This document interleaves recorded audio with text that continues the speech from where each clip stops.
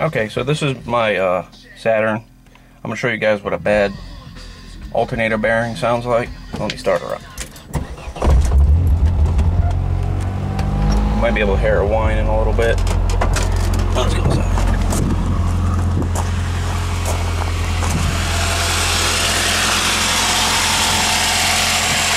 So here's the alternator.